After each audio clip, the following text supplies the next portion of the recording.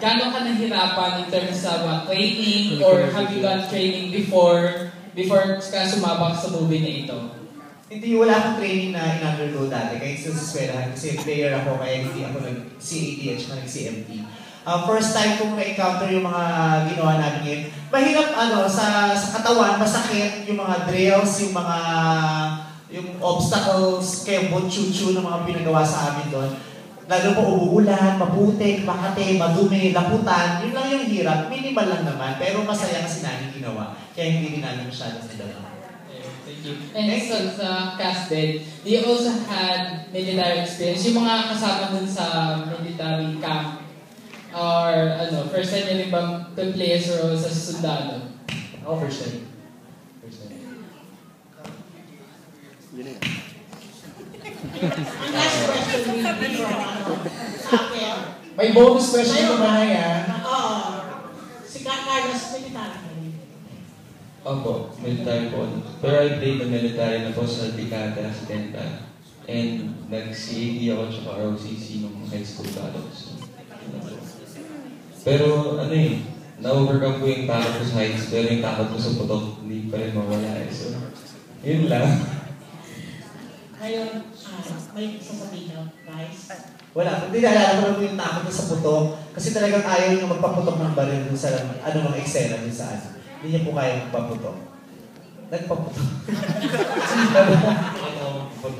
Takot siya magpaputok. Kaya tinuruan ko siya magpaputok. Pagkakabigyan ko siya magpaputok. Ngayon po ang naligaling niya. So nag-lend ka ng helping hand? Oo, may marunong siya magpaputok. Pero ayaw niya mag-isa. Para sa akin, ang last question din na from Tony Curaza. Ayun, may bonus question. Manay, dito meron bonus question. Kasi mamaya pagkatapos ni Tony. Sige po. May tatanong si Alan. Isang question din. Hindi alam, tumawa. Hindi decent, no?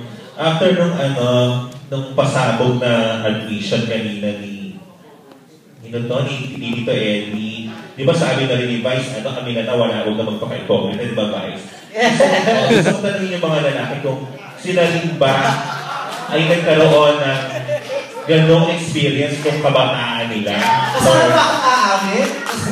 Iba yung admission mo. Nasa sa inyo ito kung gusto yung sagutin, ha? Simulan tayo kay DJ. Opo.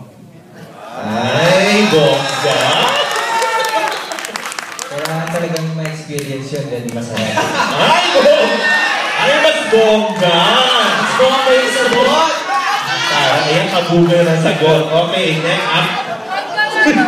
Okay, iiyan na tayo. Anong edad? Sa dalawang hindi kayo, to? Nagkakagulo? Romel Placente Pakinig. Anong edad? Quiet.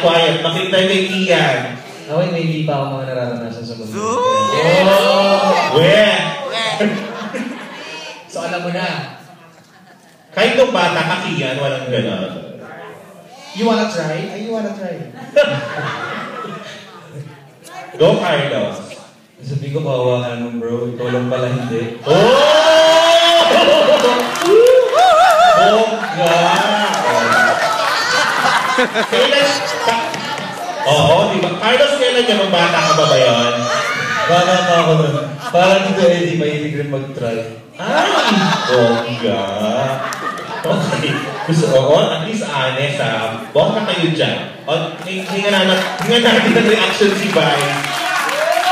Vice, doon muna kay Tito Eddie na unang umami ng bonggang-bongga. Anong feeling mo nung nagsasalita siya ng gano'n na parang maganda yung experience niya sa bading ng kabataan? Masaya lang ako para sa kanya din. Masaya ako para sa kanya at naranasan yung mga masasayang bahagi ng pagkabata. Hindi, at saka, wala, magandang pagkakataon para sa kamulatan din ng nakararami na, hello, Eddie Garcia nga, no? Walang ka-arte-arte. Kayo pa ba na hindi naman kayo si Eddie Garcia ang umaarting umamin? Tama! Ayun. Kaya kung si Sir Eddie Garcia naniniwala na hindi ito malaking kaawasan sa pagkatao niya na may nangyari ganun sa kabataan niya. Anong kaawasan sa inyo pinang hindi naman kayo si Eddie Garcia? Kaawasan? The Eddie Garcia. Ano namang react mo doon kay DJ at kay Carlos? Umamin din sila. Naging honest sila. masaya ako para sa kanila na inamin nila yung mga nangyari sa amin. Kaya, ikaw pala.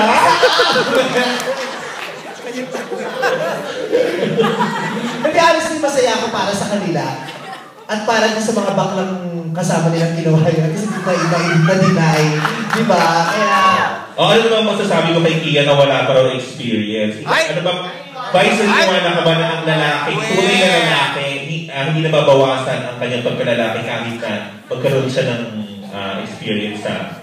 O naniwala ako na hindi na, dito sa Pilipinas, sa kultura sa Pilipinas, iba kasi sa ibang bansa talaga eh. Iba ang pananaw nila doon. Pero sa Pilipinas, naniniwala ako na hindi lahat ng pumatol sa bakla ay naging bakla at magiging bakla. At hindi lahat ng nagpapaganon sa bakla, makaka-apekto sa pagbabago ng kasarian. At nangangailangan ng pera.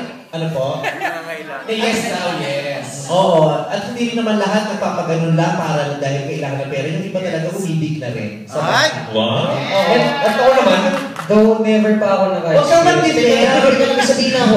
Never pa ako na-experience kasi ako lang yung kakaiba. Alam mo yun. Pero wala na. I just think that gay people are happy people. Kaya, alam mo yun, I respect them wholeheartedly.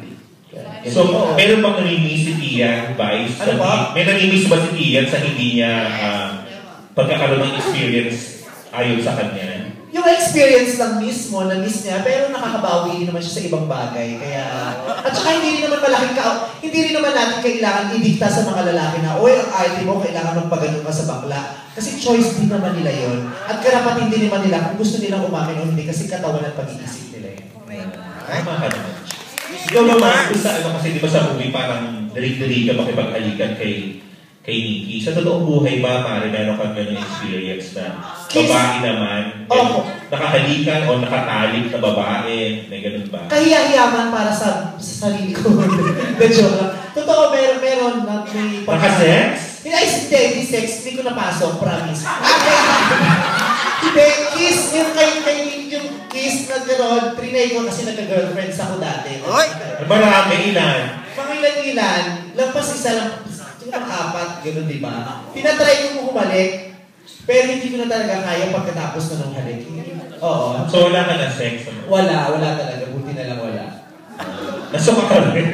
Hindi naman sa nasuka. Hindi kaya ng sarili ko. Okay, thank you. Thank you. Vice, total ang daw ang nakasarang na loob mo umaamin. Vice, dito. Sorry. Pinapatanong ng mga press sa site na to, hindi mo kailangan i-detalye kung sino, pero aminin mo daw kung meron ka na raw naka-sex na artista. Madami. Totoo yan. Oo, marami. Okay. Okay na sila. Hindi ng